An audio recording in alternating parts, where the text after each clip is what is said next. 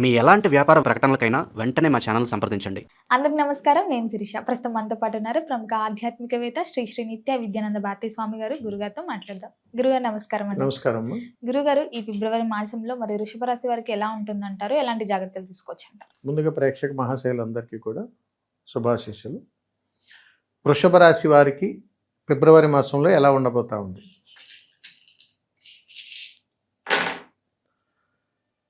వృషభ రాశి వారికి ఫిబ్రవరి మాసంలో వ్యాపారం చేస్తున్నటువంటి వాళ్ళ మీద తీవ్రమైనటువంటి ప్రమాదాలు జరిగేటువంటి అవకాశాలు ఎక్కువగా ఉన్నాయి ఓవరాల్గా.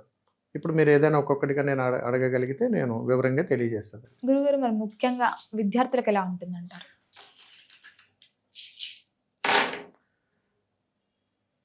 ఫిబ్రవరి మాసంలో వృషభ రాశి వారికి విద్యార్థుల్లో కాస్త ఒత్తిడితో కూడుకున్నటువంటి ప్రయాణమే జరుగుతుంది. ఎందుకనంటే వృషభ రాశిలో ఉన్నటువంటి వారికి ఎక్కువగా బద్ధకంగా ఉండటము, ఎక్కువగా ఓవర్ కాన్ఫిడెన్స్ కలవటము, చేద్దాంలే చూద్దాంలే అని అనుకోవడం, ఇదంతా పెరిగి ఇంత అయిపోయింది. ఇప్పుడు ఒకేసారి ఆ వర్క్ బర్డెన్ తగ్గించుకోవడానికి వీరు విశ్వ ప్రయత్నాలు చేస్తుంటారు. అందుకని ఇది ఆడపిల్లలైనా మగపిల్లలైనా ఫిబ్రవరి మాసంలో వీళ్ళు కాస్త ఒత్తిడితో కూడుకున్న ప్రయాణమే జరుగుతుంది. ఈ ఒత్తిడి నుంచి బయటపడటానికి వీరు వృషభ రాశిలో పుట్టినటువంటి పిల్లలు ఎవరైనా సరే విద్యార్థులు మీరు అవకాశం ఉన్నంత మేర తల్లిదండ్రులతో కానీ స్నేహితులతో కానీ ఇరుగు పొరుగు వారితో కానీ వాగ్వివాదాలకు దిగకండి. చాలా జాగ్రత్తగా సంయమనం పాటిస్తూ ప్రశాంతంగా ఉండగలిగే ప్రయత్నం చేయండి. గురుగారు, మరి ముఖ్యంగా ఉద్యోగ వ్యవస్థలో ఉన్న వారికి ఎలా ఉంటుందంటారు? తప్పనిసరిగా తల్లి,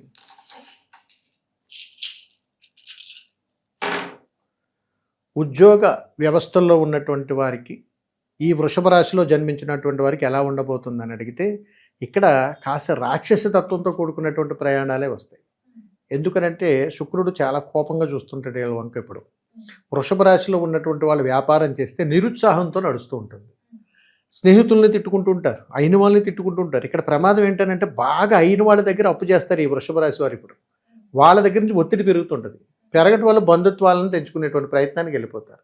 ఇకపోతే ఉద్యోగాల్లో చేస్తున్నటువంటి తోటి ఉద్యోగుల దగ్గర, ప్రాణ స్నేహితుల దగ్గర, తెలిసిన వాళ్ళ దగ్గర అప్పులు చేయడం ద్వారా వారు ఒత్తిడికి గురి ఆ స్నేహబంధాన్ని కూడా పాడు చేసుకుంటుంటారు. తద్వారా వీరికి కాస్త మనశ్శాంతి లేకుండానే జరుగుతుంది. మరి వీరు దీని నుంచి ఏదైనా ఉపశమనం పొందడానికి దారి ఉందా అంటే ఉంది.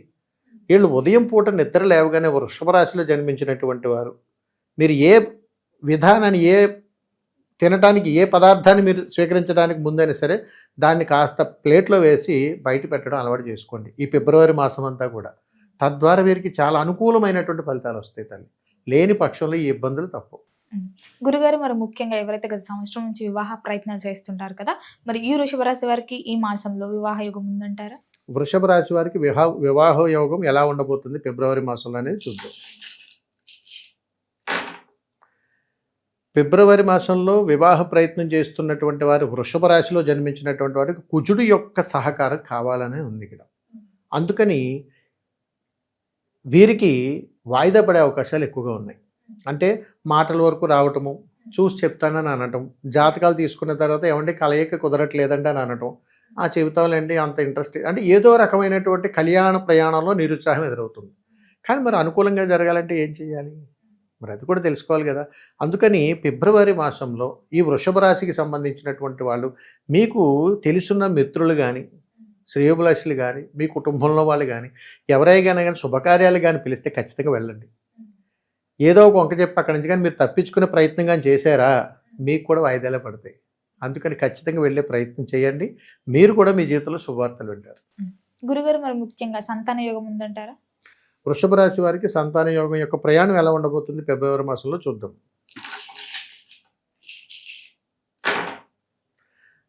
వీరు శుభవార్తలు వినే అవకాశాలు ఎక్కువగా ఉన్నాయి.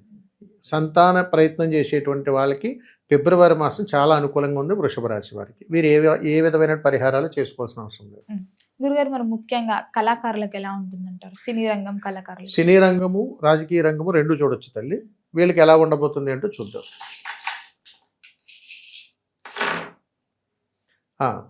సినీ రంగంలో ఉన్నటువంటి వారు, కాస్త వయసు పైబడినటువంటి వాళ్ళు ఎవరైనా వృషభ రాశిలో ఉన్నటువంటి వారు ఆ ఇంట కోర్టు కేసులో ఆస్తి తగాదాలు వచ్చే అవకాశాలు ఎక్కువగా ఉన్నాయి. రాజకీయ రంగంలో ఉన్నటువంటి వారికి కాస్త ప్రాణగండాలు కూడా ఉన్నాయి. అందుకని వీరు ఆరోగ్యపరంగా ప్రయాణపరంగా చాలా జాగ్రత్తలు తీసుకోవాల్సినటువంటి మాసం ఫిబ్రవరి మాసం వృషభ రాశి వారికి. మరి వీరికి ఏదైనా పరిహారాలు ఉన్నాయా అంటే ఖచ్చితంగా ఉంటాయి.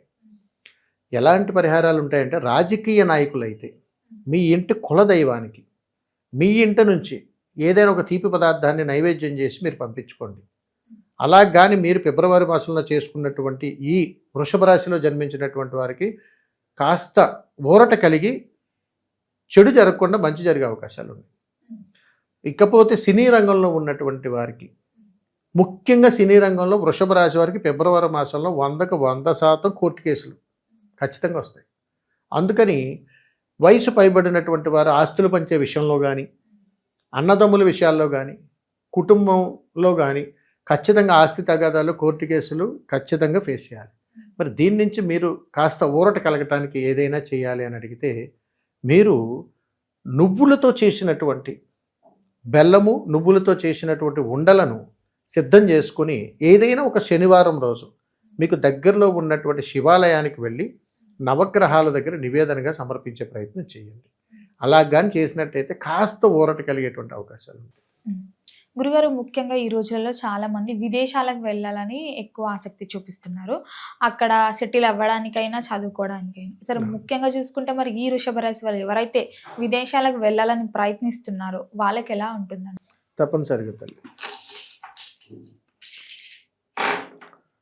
విదేశీయాన ప్రయాణం చేయాలనుకున్నటువంటి వృషభ రాశి వారికి నిరుత్సాహమే ఎదురవుతుంది. ఈ ఫిబ్రవరి మాసంలో 99% నిరుత్సాహం ఎదురవుతుంది. ఒకవేళ ఏదైనా అనుకూలత ఉందా అనేటువంటి ప్రయత్నం కానీ మనం చేస్తే, ఇక్కడ కేతువుకు సంబంధించినటువంటి పరిహారం చేసుకోవాలి.